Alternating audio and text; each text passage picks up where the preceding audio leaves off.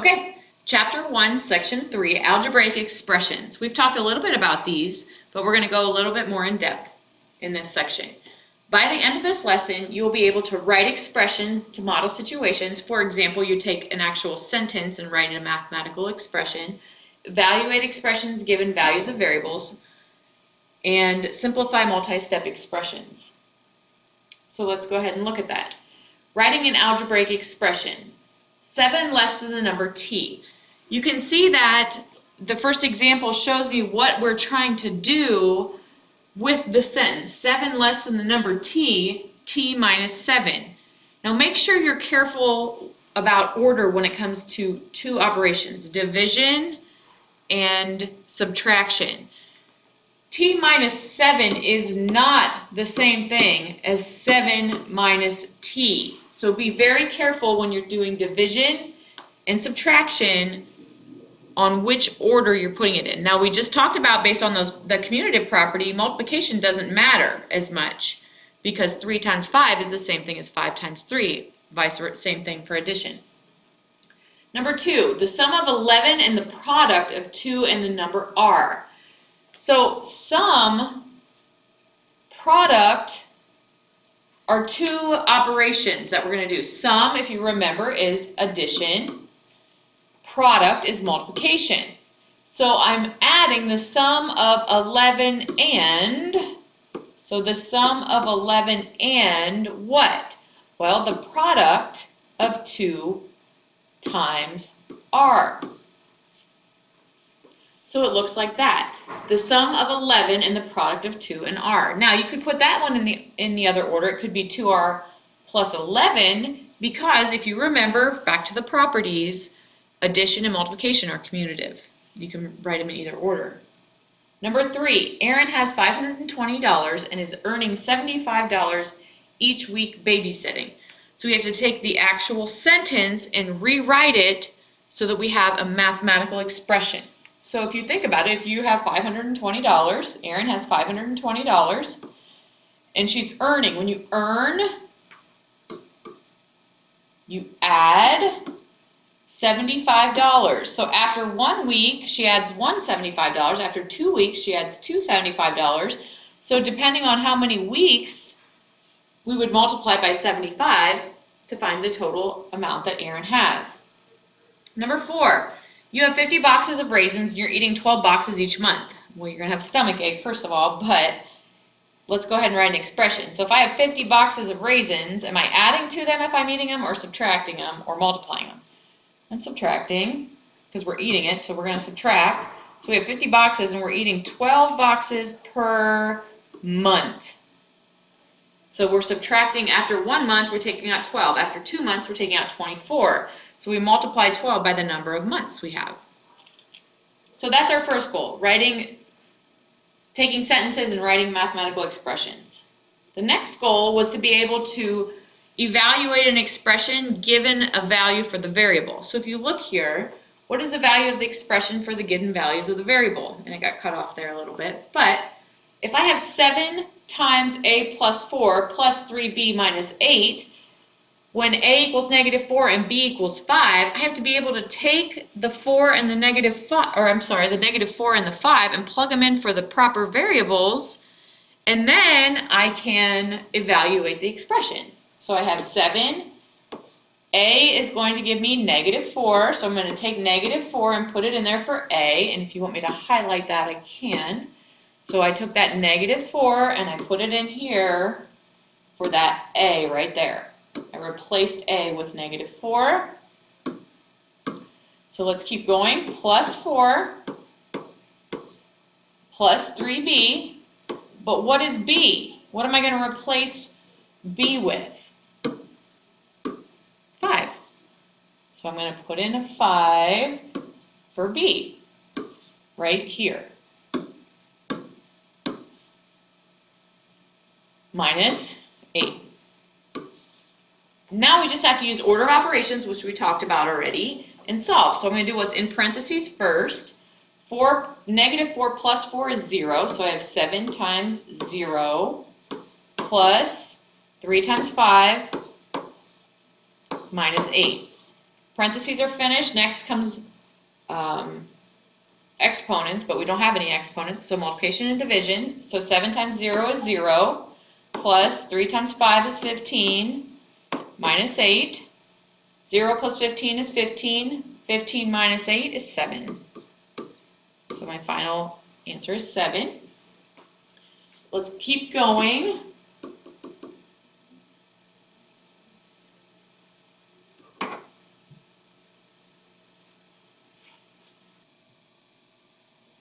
So I have x over 2, or x divided by 2, plus y squared. X equals 1 and y equals 1/2. So let's go ahead and plug in the information that I have for the variables that I have and then simplify. If you remember, I'm going to take that x, which is going to be 1, and y is going to be 1/2, and I'm going to replace those with the actual values. So I have 1/2 plus 1/2 squared. And now using order of operations, I simplify. So exponents come first, so 1/2 squared is 1/2 times 1/2, which is 1/4, plus 1/2. And if you have 1/2 plus 1/4, that's the same thing as 2/4 plus 1/4. I'll write that down, because 1/2 is the same as 2/4 plus 1/4, and that gives me 3/4.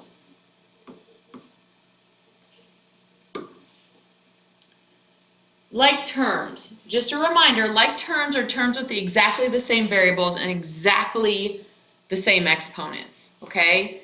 For example, these two pens are exactly the same. We would say they are like.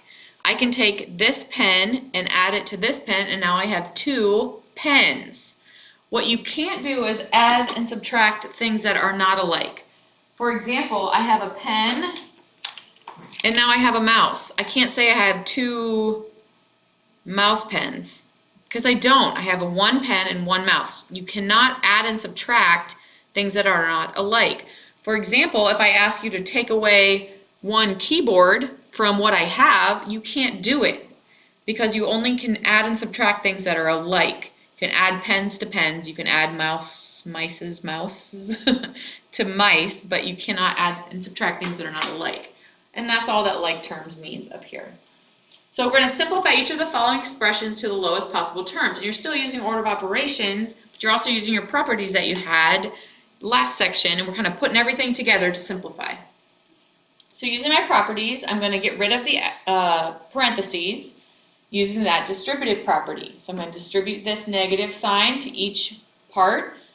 Negative times 4x is just negative 4x, plus a negative times a negative is a positive, so it's just plus 3y.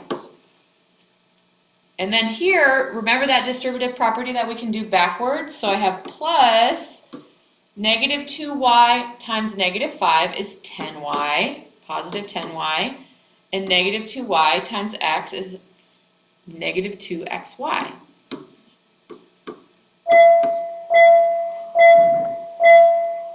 So now I have rid of my parentheses. Now I'm just going to combine my like terms.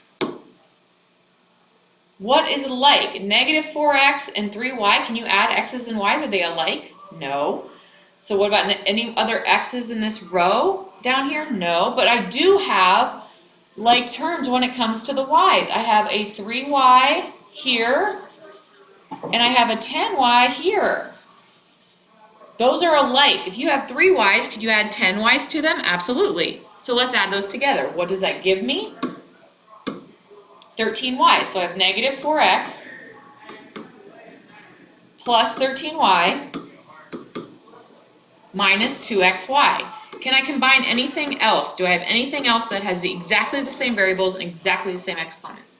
No. So that's as simple as it gets. Now this looks overwhelming, but just go one step at a time. Get rid of your parentheses and then combine like terms. So inside these first brackets, I can simplify things that have like terms. So I have 6m squared, 4m, and these parentheses right here are actually obsolete, and you can even rewrite it without them because there's nothing to distribute outside of them.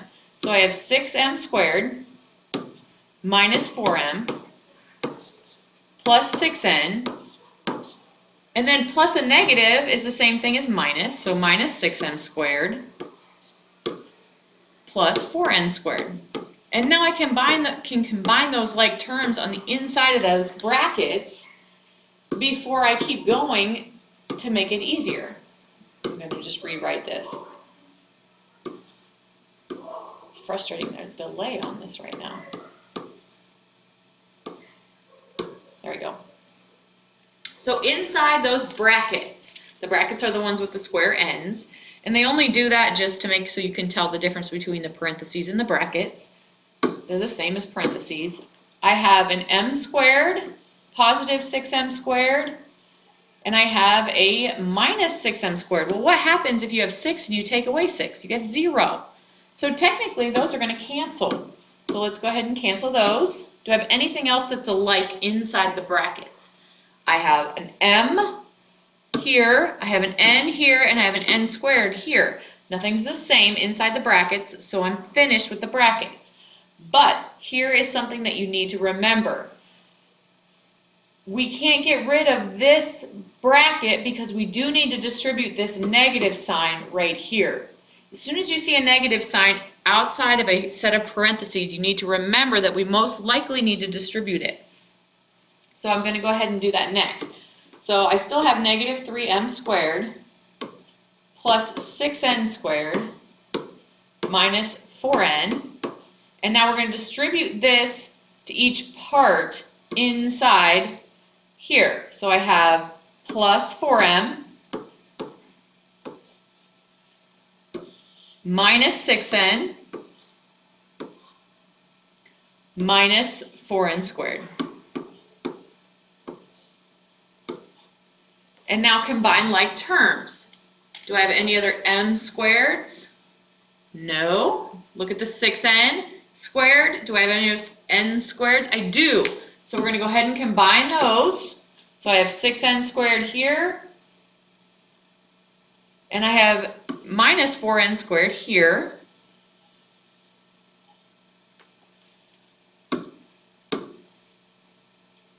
Six n minus 4n squared is 2n squared, so I have 2n squared. I forgot to write down my first term, so minus 3m squared plus 2n squared. Do I have any other n's? I do. Let's go ahead and combine those. I have n here, and if you have a highlighter at home, maybe use a highlighter when you're doing these problems. And n here, which gives me negative 10n. Negative 4 minus 6 is negative 10. And then these two are not like the the m does not have a remaining like term, so we just leave it plus 4m. And if I look, I cannot combine any of those things because they are not exactly alike. M squared and m are not like terms, okay? N squared and n are not like terms, so we cannot combine them. So this is going to be our final expression. Let's move on.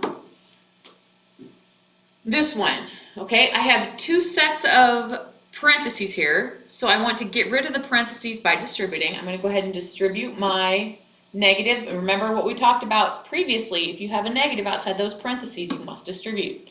So I have c plus negative c minus 5, and that gets rid of actually those inside parentheses. These should be brackets.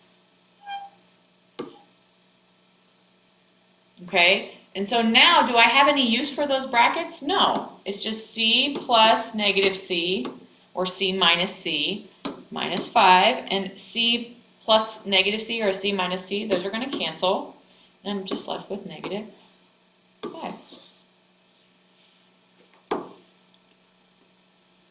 All right, we have lots of parentheses here. Let's look which ones need distributed. Do I have any negatives on the outside of the parentheses? Well, this is the only location that I have a negative on the outside of the parentheses.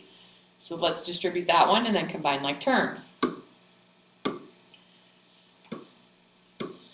So I have x And here I have plus a negative 11. Well, plus a negative 11 is just plus 11. Then I have plus x minus 14. A lot of times those parentheses make everything look so confusing, so just simplify it down.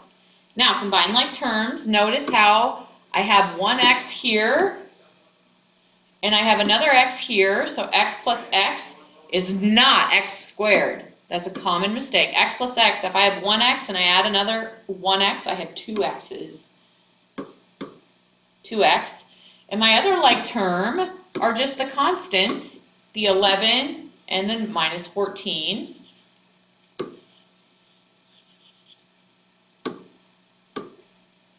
(11 minus 14 is negative 3.